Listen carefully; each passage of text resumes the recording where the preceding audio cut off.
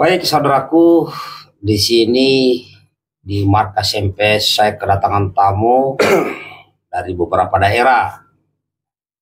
Ya, ada dari Kalimantan Barat, yaitu Bael, Kalimantan Barat, kemudian Papua Tengah, Siap. ya kan? Papua Tengah siap. Papua Tengah Pak Dadang, kemudian Mas Joko, Jawa Timur. Jawa Timur. Surabaya. Datang ke podcast markas MPS di Bekasi Cibitung. Ya, kita mungkin akan sedikit sharing-sharing berbagai hal. Apalagi sekarang situasi politik dan ekonomi di negara kita, dan siapa tahu ada yang bisa diambil hikmah dalam pertemuan ini. Bagaimana, Mbak? Selamat pagi Pak Mayo. Selamat pagi. Selamat pagi semuanya. Pagi. Tidak terasa dengan waktu, jam berjalan, ternyata kita ngobrol panjang. Melihat jam sampai subuh, tidak ada lain membahas masalah ekonomi ke depannya. Ekonomi ke depan. Iya, saya ingin bertanya dengan Pak Mayor. Kira-kira bagaimana perkembangan ekonomi kita ke depan nanti? Oke. Baik, ini pertanyaan kawan terkait masalah perkembangan ekonomi di Indonesia ya. Iya. Oke. Baik, Mbak El, selama ini sudah sejak 2015 saya memperdalam terkait ilmu ekonomi, ya belajar sendiri, kemudian membuat konsep. Nah, kita sudah melihat sejarah kita bahwa setiap pemimpin presiden ingin memajukan rakyatnya, mensejahterakannya, ya. Tetapi tetap aja ada yang namanya kemiskinan. Semua punya cita-cita seperti itu. Nah, kemudian saya sendiri mengkonsep dan sudah mencontohkan beberapa hal, ya, bagaimana cara mengatasi permasalahan ekonomi ini.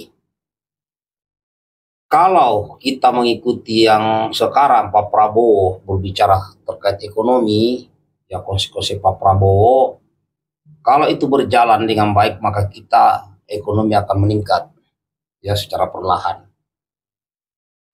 Karena ada hilirisasi di situ. Dengan adanya hilirisasi otomatis ada nilai tambah dan otomatis juga lapangan kerja terbuka. Cuman saya melihatnya cita-cita Pak Prabowo ini akan susah terwujud jika rakyat Indonesia tidak bersatu memberi dukungan. Itu. Ya, karena kan setiap pemimpin ingin makmur. Nah, maka ditentunya kita harus mendukung program Pak Prabowo seperti hilirisasi, ya makan gizi bergratis, kemudian menciptakan produk dalam negeri. Selama ini kita kan sering mendengar pemimpin kita ciptakan dalam negeri nih. Pak Prabowo juga sering mengatakan itu. Nah, seperti kesiapan, apakah bangsa kita sudah siap? Ya harus siap. Contoh masa handphonenya kita tidak ada handphone buatan Indonesia, kan gitu. Itu yang kecil, belum yang besar-besar. Saya ingin bertanya lagi masalah kemiskinan atau memajukan ekonomi Indonesia kita ya khususnya. Sekarang kan lebih dinamakan itu ketahanan pangan. Saya ingin bertanya saja mungkin dari masyarakat awam, ya, banyak yang tidak memahami apa itu ketahanan pangan. Bisakah Pak Pangbes menjelaskan supaya masyarakat juga bisa mengerti? Ketahanan pangan kalau menurut saya ya dalam ekosistem ekonomi dalam konsep peta lah kebijakan air, bahwa bagaimana sumber yang paling utama di negeri kita ini kan pertama makanan. Ya, bukan hanya Indonesia, seluruh dunia lah. Ya. Makanan, minuman, energi. Ini tiga hal yang pokok. Kemudian IT lah ya. Nah, tentunya kita harus kembangkan dengan tanah yang subur adalah masalah pertanian, perikanan, ya, masalah kelautan. Nah, ini harus diorganisir. Ya, kayak di perkotaan ini perkotaan misalnya tidak ada lahan kosong, ya tidak ada tanah kosong. Bisa saja dalam bentuk pot itu nanam cabai di pot itu, ya entah cabai yang kecil-kecil itu bisa meringankan. Tetapi dalam hal ini dibutuhkan ya suatu lahan yang dikelola dan diorganisir oleh pemerintah bersatu dengan rakyat. Contoh wilayah Sulawesi Selatan, ya itu wilayah subur, pertanian di sana padi. Nah, bagaimana membuat di sana padi?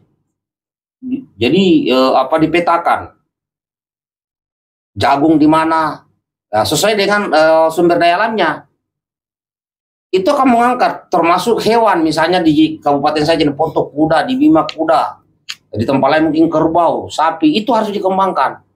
Dan pemerintah harus turun tangan, kerjasama dengan masyarakat setempat. Apalagi dengan adanya makan gizi gratis ini banyak melibatkan ini. Kembali lagi, pemerintah dengan masyarakat harus connect, dan ini harus diorganisir masalah ketahanan pangan ini. Baiklah, ada satu pertanyaan lagi. Ketahanan pangan ya mungkin bisa diartikan gizi juga kan dari hasil Iya, dari hasil ketahanan pangan. Masalah perikanan berarti kan dalam istilah seperti peternakan dan lain-lain. Kadang-kadang ada masyarakat yang ingin membuat usaha sendiri, tetapi kadang-kadang dipersulit. Itu karena apa? Dipersulit masalah dipersulit apanya? Dalam modal kah, izin kah? Izin, juga modal. Oke, baik. Memang ini bank ini kan saya lihat bank swasta ini kan milik perorangan rata-rata, ya kan? Terus bank pemerintah kita juga sedikit yang menabung di situ. Saran saya kepada pemerintah ke depan agar membuat bank khusus untuk investasi rakyat. Jadi bank investasi rakyat harus dibuat sendiri, di mana bank investasi rakyat ini tempat orang-orang menaruh duit, dikelola oleh rakyat, oleh pemerintah khusus untuk usaha, bukan yang lain. Khusus untuk usaha, khusus modal. Khusus modal.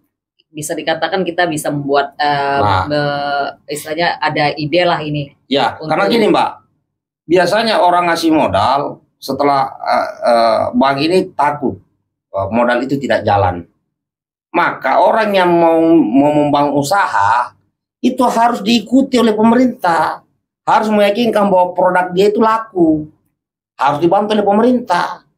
Berarti intinya harus ada dukungan dari kepala pemerintah ya. Iya, biar dia jalan usahanya, akhirnya dia bisa bayar uang ke bank, bisa bayar utang. Kalau dia ambil usaha, ambil uang bank, tapi dia berdiri sendiri, mengembangkan usahanya, repot. Tapi kebanyakan selama ini dari beberapa kali periode pemerintahan ya, kadang-kadang ada kepala daerah yang mempersulit masyarakatnya untuk misalnya dalam bidang usaha dan lain-lain, seperti misalnya ini mau mengajukan proposal untuk membuat usaha sendiri, tapi kendalanya kadang-kadang mereka selalu dipersulit, mungkin kendala atau proposalnya tidak sesuai, atau kendalanya memang pemerintah mempersulit masyarakat, atau seperti apa itu? Oh, inilah di Indonesia ini biasanya ada uang pelicing, biasanya ini uang saweran. Itu kali. Kalau masyarakat kalangan ke bawah ini ya, kalau mau berdiskusi dengan orang penting lah di suatu daerah, sangat sulit sekali. Tetapi kalau orang-orang istilahnya punya jabatan, punya istilahnya kekuasaan, punya pengaruh lah, untuk bertemu dengan pejabat, seorang petinggi-petinggi, itu sangat dipermudah. Itu dikarenakan apa? Baik, itu biasanya mereka berprinsip saya akan berteman dengan orang yang sederajat dengan saya. Misalnya saya pejabat, saya harus kenalan dekat dengan pengusaha, orang-orang yang berpengaruh, itu untuk timbal balik, sehingga dia tidak mau dengan orang kelas bawah karena bagi dia tidak ada untung. bagi saya ini adalah bukan pemimpin yang tepat. Maka itu rakyat harus memilih pemimpin yang bisa berkomunikasi dengan warga sampai ke level bawah. Baiklah Pak Pangbes, semoga saja kita diskusi dari awal malam sampai pagi ini kan, semoga pejabat-pejabat yang di atas sana bisa mendengarkan keluhan-keluhan masyarakat di kalangan bawah, khususnya bukan hanya di daerah kota saja, maksudnya sampai ke pelosok, sampai kemana-mana gitu. Semoga pemerintah atau kepala daerah atau saya juga berharap kepada Pak Presiden yang terpilih ini ya Pak Prabowo, semoga program-program Pak Prabowo ke depan berjalan dengan baik, dan kita juga kan bisa mengawal program-program Pak Prabowo ke depannya. Mudah-mudahan beliau tidak melupakan masyarakat-masyarakat kecil. Kita harap seperti itu. Saya kira kalau kita lihat perjalanan hidupnya Pak Prabowo, insya Allah tidak akan melupakan rakyat. Karena pemerintahan Jokowi saja, ya Pak Jokowi ini kan langsung ke bawah. Karena saya jujur Pak Pangbes, dari 2014 mendukung beliau, mendukung Pak Prabowo, tapi beliau mungkin belum rezeki ya. Kemarin pas beliau juga maju sebagai calon presiden, sebagian masyarakat itu kan mendukung bukan karena dipaksa, berarti kan dari keinginan. Dari keinginan ya. Karena menginginkan seorang pemimpin yang memang benar-benar memperhatikan rakyatnya seperti itu. Oke, jadi begini. Pak Prabowo pasti baik dengan rakyat. Cuma Pak Prabowo ini kan punya keterbatasan. Tidak akan mampu mengakomodir seluruh Indonesia ini mengetahui permasalahannya. Maka saya juga mengharapkan ada sebuah organisasi atau kumpul yang langsung di bawah Pak Prabowo di luar pemerintahan. Ya, kenapa? Sekarang ini harus viral dulu baru diperhatikan. Betul. Contoh kasus yang di Lampung. Setelah viral ada jalanan rusak, baru muncul dana ke Lampung itu sekitar berapa? 800 juta apa 800 M itu? 800 M kali itu. Setelah viral kan? Iya. Karena apa? Jalanan rusak itu tidak sampai ke telinganya seorang presiden. Nah, mudah-mudahan ke depan pemerintah Pak Prabowo Gibran ini ada sebuah kelompok komunitas yang terorganisir sampai ke desa yang bisa melaporkan langsung ke istana terkait kendala-kendala yang dihadapi masyarakat. Di luar pemerintahan kalau bisa. Jadi informasi yang mungkin lewat jalur pemerintah ini macet, nah, ada satu jalur lagi yang bisa langsung ke istana. Sehingga semua informasi dari seluruh penjuru Indonesia ada kendala bisa masuk ke istana. Langsung dengar Pak Prabowo. Mendengar masuk ke istana, semua orang mungkin mau menghadap beliau. Bukan kita minta sesuatu atau apa ya, mungkin kadang-kadang ada solusi yang ingin kita sampaikan, tapi kadang-kadang sangat dipersulit. Itu tidak harus menghadap. Contoh nih, di daerahnya Mbak El di Kalimantan Barat, di suatu wilayah, satu desa di situ ada masalah yang mungkin tidak bisa diselesaikan lewat pemerintah setempat, entah karena apa ya kan. Nah, bagaimana orang-orang di sana ada perwakilan itu bisa berjenjang, bisa informasi langsung masuk ke telinga presiden. Jadi tidak usah rakyat itu ketemu presiden. Tapi banyak juga kadang-kadang keluhan tidak sampai ke petinggi. Makanya saya bilang harus harus kelompok diorganisir di luar pemerintahan yang betul-betul langsung ke Pak Prabowo. Dalam arti ini dikatakan orang khusus lah ya. Orang khusus, kontrol yang betul-betul amanah. Tidak bisa disuap, tidak bisa disogok pemerintah setempat A, B, B. Semoga saja kan Pak Prabowo nanti mempunyai orang yang benar-benar khusus untuk perpanjangan tangan dari masyarakat ke.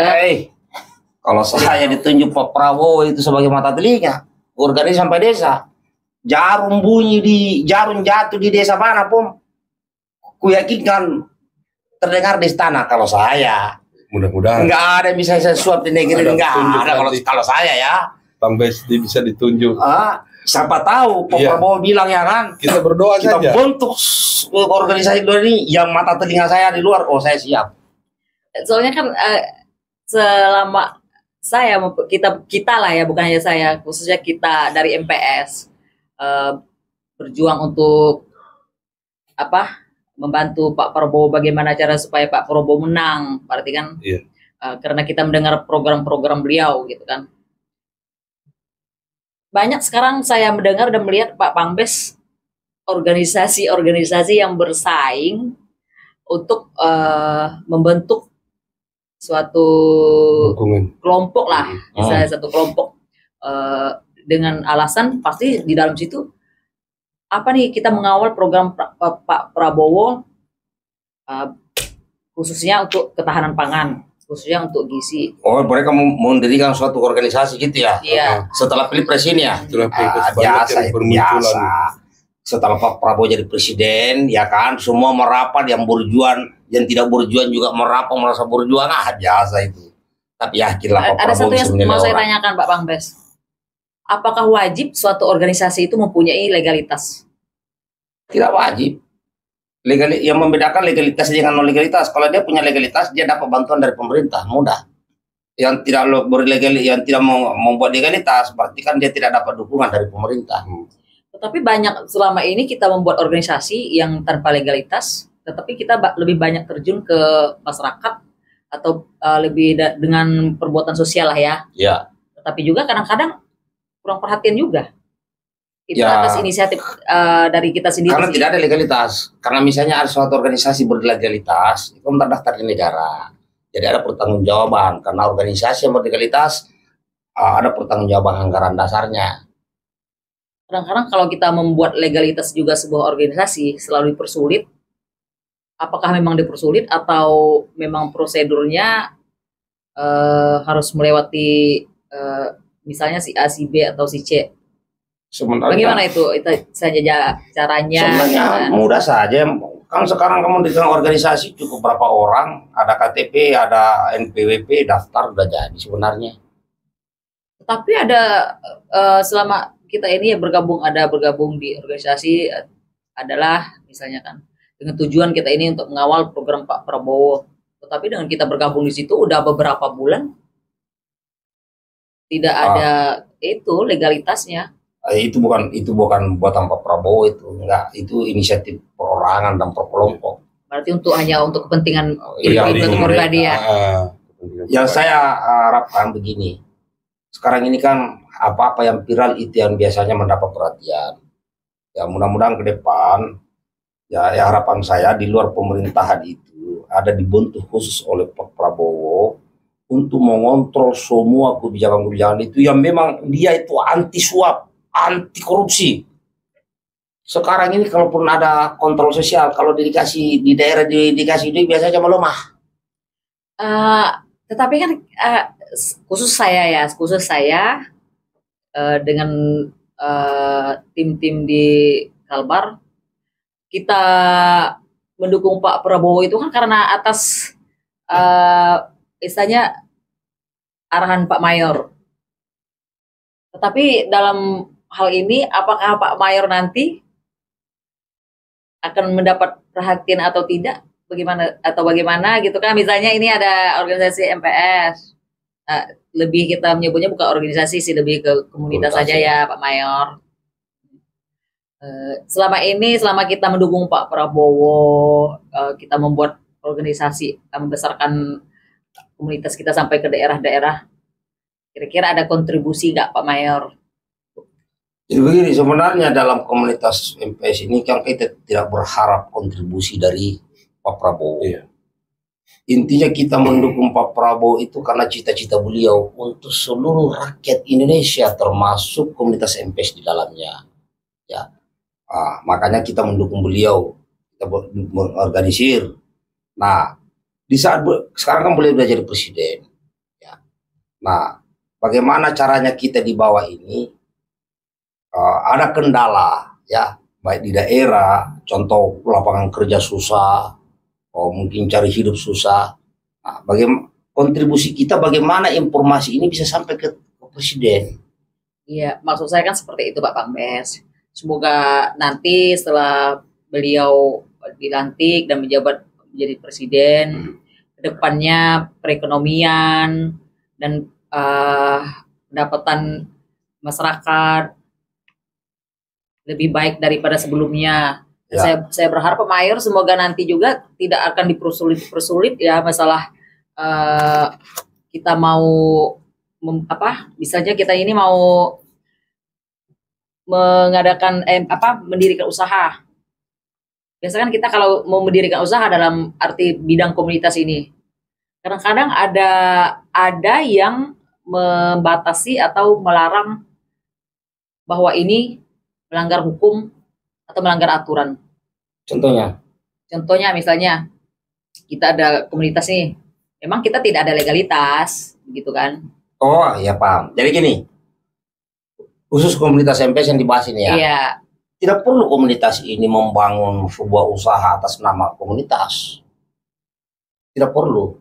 Karena setelah Pak Prabowo jadi presiden, kita adalah komunitas, adalah bagian rakyat Indonesia. Jadi kalau pemain bangsa perorangan, bukan atas nama komunitas. Berarti kan lebih diartikan berarti kita kemarin MPS itu kan lebih banyak mendukung beliau tuh dengan ikhlas. Dengan ikhlas. Nah, karena kebetulan karena juga kemarin kan kita MPS tidak pernah mendapatkan bantuan dari siapapun. Kita tidak inisiatif ada. sendiri kan. Dari kita tidak memungut. Kita tidak mau dari dana pribadi masing-masing gitu kan. Jadi gini, Mbak El misalnya komunitas MPS di wilayah Kalimantan Barat mau dilegalitaskan, mau dibuat legalitas kayak organisasi silakan, ya kan, untuk mempermudah komunikasi dengan pemerintah setempat, karena itu adalah berbicara aturan. Nah, kalau tidak mau begitu berarti seperti biasa. Yang perlu disampaikan di sini sebenarnya gini, banyak tidak sedikit kendala-kendala masyarakat di lapangan tidak selesai karena tertutup di daerah. Nah, bagaimana permasalahan ini bisa diangkat ke permukaan? Selama ini masyarakat hanya bisa memviralkan, barulah masalah itu diselesaikan oleh pusat. Nah, bagaimana ke depannya permasalahan di daerah ini yang tidak selesai-selesai berusaha ditutupi tapi bisa sampai ke istana? Ini yang sedang kita pikirkan. Sehingga seorang presiden turun tangan. Kita ambillah contoh waktu sekarang Pak jadi presiden. Setelah viral yang di Lampung barulah presiden tahu bahwa di sana ada masalah. Setelah viral kan. Iya. Coba Pak Jokowi membuat organisasi di luar pemerintahan yang dibawa langsung beliau mencari informasi. Makanya saya bilang itu ada orang khusus. Orang khusus. Jadi langsung ke Pak Presiden. Pak Presiden ini jalan di sini rusak berat. Nah, bisa masuk karena apa? Berarti jalan yang rusak itu tidak sampai ke telinga Pak Presiden. Berarti kepala desa, Pak Camat, Bupati, Gubernur ini diam. Mungkin ada yang ditanyakan Pak Dadang kali ya Pak Dadang ya? Iya. Ada yang beberapa kendala di desa itu bisa disampaikan Pak Dadang. Assalamualaikum warahmatullahi wabarakatuh. Terima kasih Bang Bas atas waktunya buat kami mungkin mewakili dari Provinsi Papua Tengah. Saya memang sering ke sini berkunjung di Pangbes karena Pangbes ini sebagai wadah dan orang tua bagi kami. Kami masih dalam tahap belajar dan harus terus kami menuntut ilmu dari pengalaman Pangbes yang selama ini sudah beredar di jagat maya lah. Siapa sih yang tidak tahu Pangbes? Di seluruh Indonesia sampai pelosok tahu semua. Bahkan sampai membentuk nama MPS ya Pak Dadang ya. Ini kami direkrut di sini atas di bawah naungan Pak Mayor. Iya. Jadi saya itu sampai kapanpun tidak bakalan bisa lupa karena apa? Kami bisa kumpul dengan teman-teman dari setiap pelosok karena adanya MPS ini. Yang mau saya tanyakan sama Pak Ambas, mungkin ada jawaban sedikit bagi kami. Bagaimana Pak Prabowo nanti setelah dilantik masa kerja 100 harinya, mungkin program apa yang harus didulukan sama Pak Presiden nanti? Yang diutamakan Yang terlebih diutamakan dahulu. nanti, ya. Oke. Baik, kalau saya tidak terlalu tertarik dengan batas waktu yang disebut 100 hari. Siap. Tidak. Bagi saya, bagaimana Pak Prabowo program-program bisa berjalan efektif selama 5 tahun ini. Kalau diambil bilang 100, 200, 300, tidak bisa kalau saya ya. Iya. Nah, yang saya pikirkan gini. Kalau kita lihat ya video-video Pak Prabowo terkait masalah kebangsaan, kesejahteraan, berdikari, artinya harus ada keadilan dan kesejahteraan. Dan Pak Prabowo tidak mungkin bisa mengetahui semua kendala kita di lapangan. Maka tentunya Pak Prabowo butuh sebuah komunitas atau perkumpulan atau apalah namanya yang bisa informasi itu langsung masuk ke Pak Prabowo. Contoh di Papua Tengah, ya. Papua Tengah sejak era Pak SBY sudah mulai dibuka, di zaman Pak Jokowi semakin kencang kesejahteraan di sana, ya kan. Tapi masih kesenjangan terjadi ada. Nah, kuncinya yang pertama lah di pendidikan. Makanya Pak Prabowo saya lihat di situ ada anggaran pendidikan dinaikkan, kan itu. Ya, intinya bagaimana caranya ada kendala di lapangan yang tidak selesai bisa sampai ke pusat, itu sebenarnya gitu. Siap. Satu lagi, dan ada program beliau ini tentang makan gratis untuk siswa. Menurut Pangbes, bagaimana untuk selanjutnya nanti kalau misalkan kan sudah ada beberapa percobaan makan gratis ini untuk siswa. Inti untuk kedepanannya nanti kira-kira bakal berjalan lancar atau seperti apa? Oke. Saya yakin program ini akan berjalan lancar jika tidak ada penyimpangan di provinsi, di kabupaten, kecamatan bawah. Ya, anggaran-anggaran tidak ada penyimpangan anggaran. Ya. Kalau itu terjadi penyimpangan, maka wilayah itu akan ada kendala. Betul. Kan gitu. Betul. Nah, untuk meyakinkan itu tidak ada kendala, maka saya selalu ulangi lagi, harus ada kontrol di luar pemerintahan yang tidak bisa disuap, yang tidak bisa disogok. Betul. Oleh siapapun. Ya misalnya Pak Dadan sebagai kontrol sosial mau melaporkan sesuatu bahwa di sini ada penyimpangan, tiba-tiba orang itu datang membawa uang sekopo, langsung lunak. Kan rata-rata begitu tuh, langsung lunak. Bagaimana caranya supaya orang ini tidak lunak? Ya, betul. Betul. Efektifnya menurut Pak Mayor ini, efektifnya makan gratis ini di dananya ini, anggarannya ini bagusnya dikasih di guru atau di orang tua murid atau langsung makan siap saji? Oke, kalau saya ini ya, ada sebuah organisasi yang menangani ini. Apakah itu organisasi dalam pemerintahan atau dalam pemerintahan, terserah. Yang jelas dia terorganisir. Betul. Ya, di pusat, provinsi, kabupaten, kecamatan sampai tingkat desa, di mana ada sekolah. Ini diorganisir. Mereka sebagai pengawas, sebagai pelaksana. Nah, sedangkan dari pemerintah, baik itu kepala desa, camat, bupati, itu hanya mengontrol. Karena kalau masuk ke pemerintahan takutnya ada dipotong-potong di sunat-sunat lagi. Nah itu. Tapi kalau ini sudah ada organisasinya sendiri, kan ketahuan. Oh, wilayah kabupaten di sana anggarannya 2 miliar. 2 miliar ini lari ke kecamatan ini, kecamatan ini, kecamatan ini. Itu pun sesuai dengan harga di lapangan. Contoh harga telur berapa, harga susu berapa. Kan gitu, harga beras berapa. Jadi tidak sama, setiap daerah tidak sama. Pasti beda. Siap. Antara kota dengan desa itu pasti beda. Betul. Antara yang banyak bahan bakunya di daerah itu dengan yang tidak banyak pasti beda harga. Siap. Betul, betul. Pasti beda harga. Kalau disamakan harga ya susah. Siap. Contoh di Sulawesi misalnya harganya berapa, pasti beda dengan di Jakarta. Gitu loh. Dan mudah-mudahan kami dari Provinsi Papua Tengah ini mengharapkan sama Pak Prabowo setelah dilantik nanti pengen diperhatikan di khususnya di Kabupaten DIY Provinsi Papua Tengah. Kami mengalami kekurangan banyak sekali untuk kabupaten kami yang di sana ini. Satu, rumah sakit sekian lama berdiri, rumah sakit besar ini tidak ada isinya, kosong sama sekali. Sekarang putra daerah maupun pendatang yang mau berobat ke rumah sakit larinya di kabupaten lain. Karena tidak ada dokter. Tidak ada dokter, tidak ada fasilitas di rumah sakit.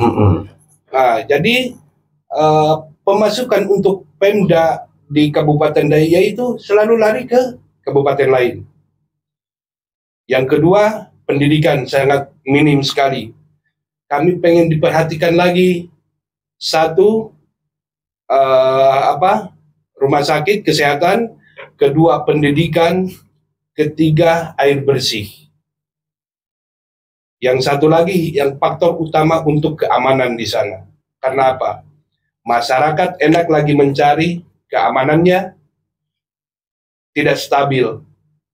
Itu saja 4 kami minta, mudah-mudahan Pak Presiden nanti setelah dilantik bisa mendengarkan keluhan-keluhan masyarakat yang ada di bawah, khususnya kami yang ada di Provinsi Papua Tengah, yang selalu banyak terganggu.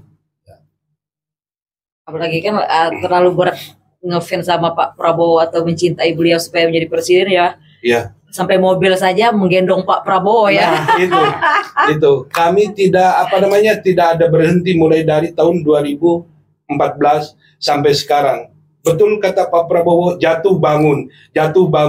Sampai kapanpun saya tetap mendukung Pak Prabowo. Alhamdulillah, perjuangan kita semua ini tidak ada kata sia-sia.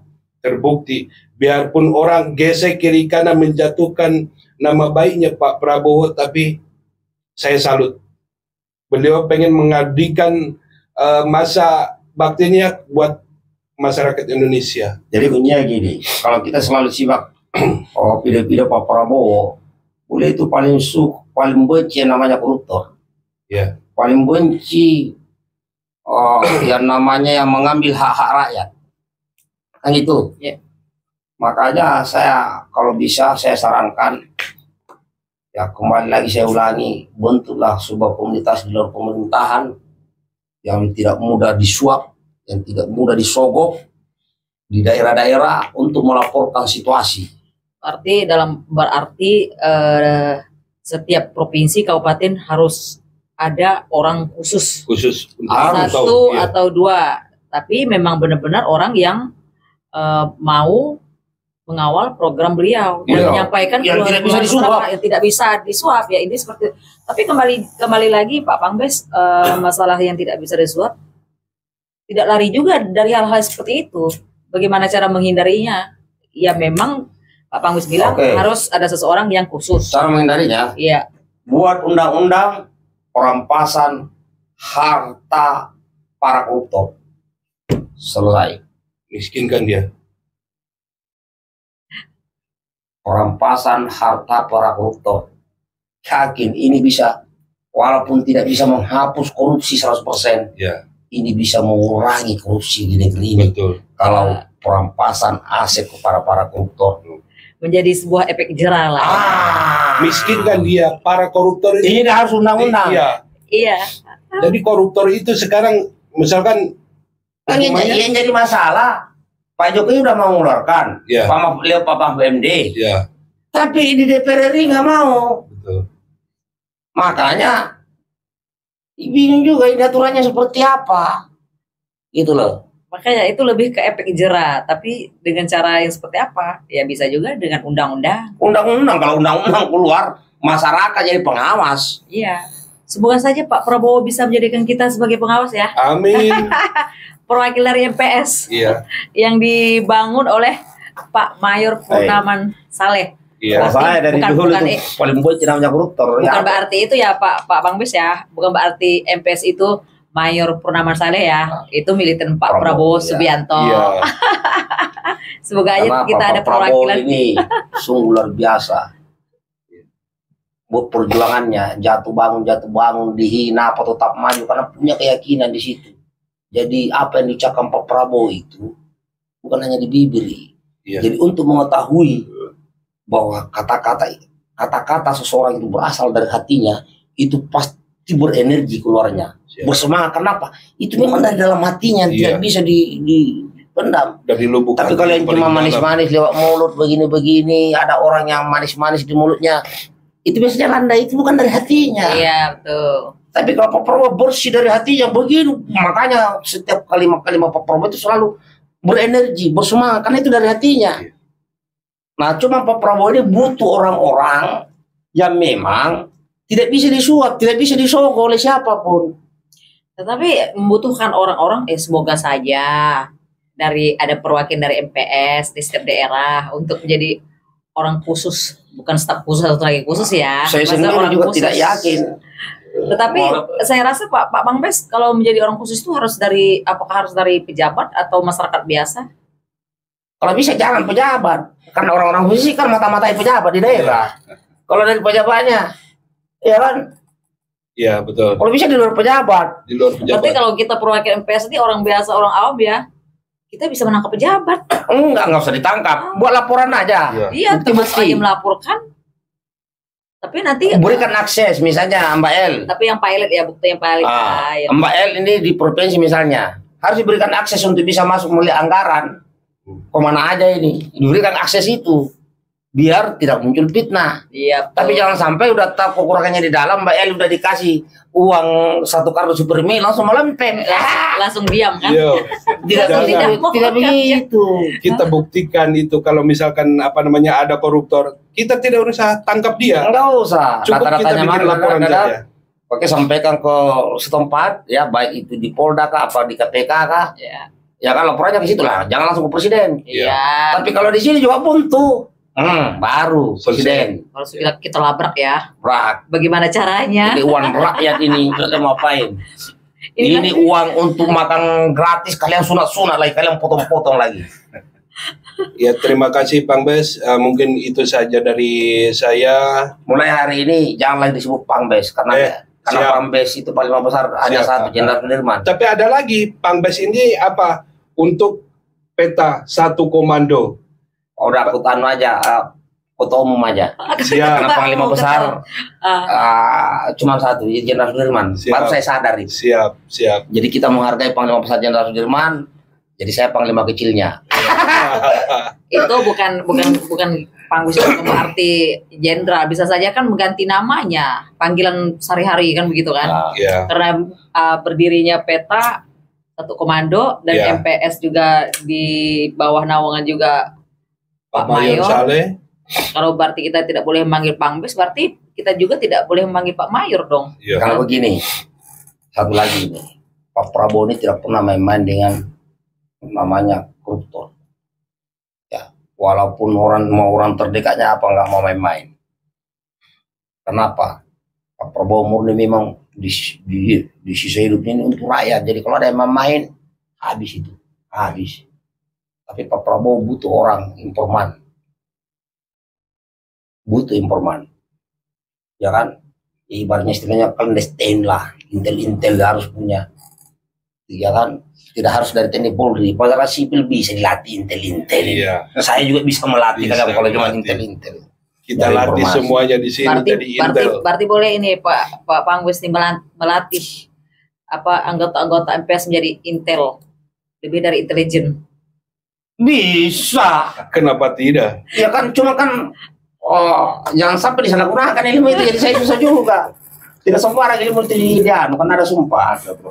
Tapi untuk kepentingan negara, keselamatan uang negara ya. Ayo. Harus. Semoga aja kan dengan terpilihnya beliau, dilantik, beliau bisa memperhatikan lebih daripada sebelumnya, keadaan masyarakat seperti apa. Semoga juga beliau selalu sehat, dilindungi dari segala penyakit. Dan semoga acara beliau nanti dilancarkan semuanya. Semoga Indonesia juga ada perubahan. Dan seperti itu Pak Mayor. Karena gini, Pak Prabowo itu gini, ingin membuktikan ke seluruh dunia bahwa Indonesia ini mampu dengan segala sumber daya yang dia mempunyai. Itu Pak Prabowo membuktikan itu kepada negara-negara yang merasa dirinya superpower.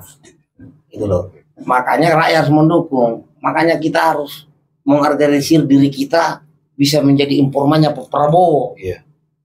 Kalau Coba bisa, aja. bisa orang lain, siapapun yang dipercaya. Saya juga nggak menolak lah. Tetapi kan kita tidak bisa menjadi aturan juga, Pak Kombes. Kita juga harus ada istilahnya kayak memo lah gitu, mandat lah gitu ya. Artinya kalau bisa dibentuk dalam sebuah yang diakui negara. Iya, jadi kita bisa leluasa bergerak gitu. Jadi itu ada sebuah organisasi yang diakui oleh negara. Iya. Gitu. Tapi itu gak jamin. Jadi orang-orang yang mau berubah salah itu tidak akan berani. Ada orang yang itu nggak bisa disuap tuh. Ini SK langsung nih dari Pak Prabowo nih ya. Tapi gak menjamin. Memang tidak menjamin 100%. Sekarang itu ya, DPR kan Dewan Perwakilan Rakyat. Namanya dia kan wakil, berarti rakyat kan kepalanya. Tapi kok cara kerjanya beda. Nah, kalau kita bahas lagi itu nggak cukup waktu. Nah sekarang Yang penting wakil rakyat memikirkan daerah pemilihannya udah cukup lah itu. Memikirkan rakyat. Rakyat yang di daerah pemilihannya nggak mungkin DPR RI wakil rakyat Papua memikirkan rakyatnya Sumatera, nggak mungkin. Tidak. Paling tidak itu fokus ke wilayah dapilnya. Iya betul. Gitu. tapi jarang itu dijalani. Wakil rakyat sekarang wakilnya naik mobil mewah. Kan nggak apa-apa kan namanya pejabat. Itu sudah.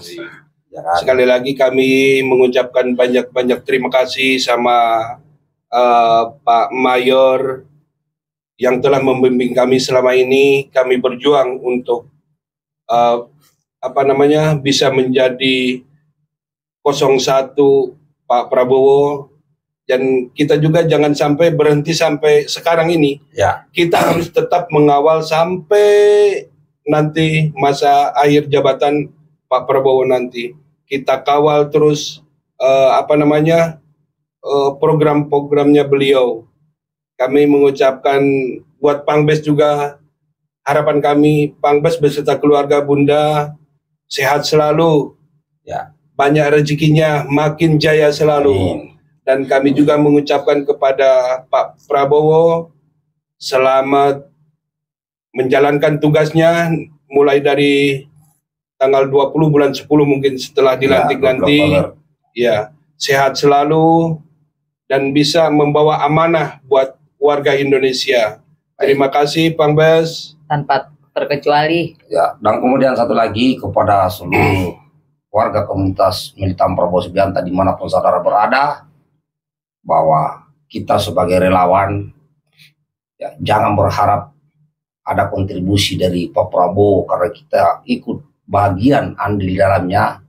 Jangan kita sekali-sekali minta jabatan, minta sesuatu. Kita kembali menjadi rakyat Indonesia. Kita percayakan kepada Pak Prabowo untuk mensejahterakan rakyat Indonesia. Siap. Di dalamnya ada relawan MPS. Iya. Ya. Tapi kalau suatu saat di antara kalian, di antara kita semua ada yang ditunjuk untuk tugas-tugas apapun, kalian harus siap. Yang jelas, jangan berharap jabatan, jangan berharap uang, jangan berharap timbal balik dari Pak Prabowo, kecuali Pak Prabowo menjalankan program-programnya untuk seluruh rakyat Indonesia. Ya, jangan katanya ada relawan yang kesana minta jabatan, khusus untuk MPS, jangan. Tidak ada. Ya, tidak ada. Yang penting suara kita sudah menjadikan Pak Prabowo jadi presiden. Ada kendala kita bersuara. Siap. Ya, kan seperti itu. Iya. Nah, saya secara pribadi juga tidak meminta jabatan, tidak meminta apapun. Karena selama ini juga saya ikut Pak Prabowo, saya kira sudah cukup untuk pribadi saya. Iya. Saya hanya bisa bersuara jika ada kendala-kendala, bukan hanya MPS tapi seluruh Indonesia. Ya, itu saja kawan. Semoga ada manfaatnya. Tetap semangat dan kita doakan Bapak kita, Bapak Prabowo Subianto dan wakilnya Mas Gibran sehat, panjang umurnya, lancar rezekinya, memimpin bangsa kita menuju Indonesia Emas 2045. Merdeka! Merdeka! Selamat pagi Indonesia. Selamat pagi, terima kasih. Sehat selalu Pangbes. Terima kasih juga Pak Mbes atas waktunya, ini sudah mengganggu. Dan tidak ada tidur kita ini. Bergadang sampai pagi.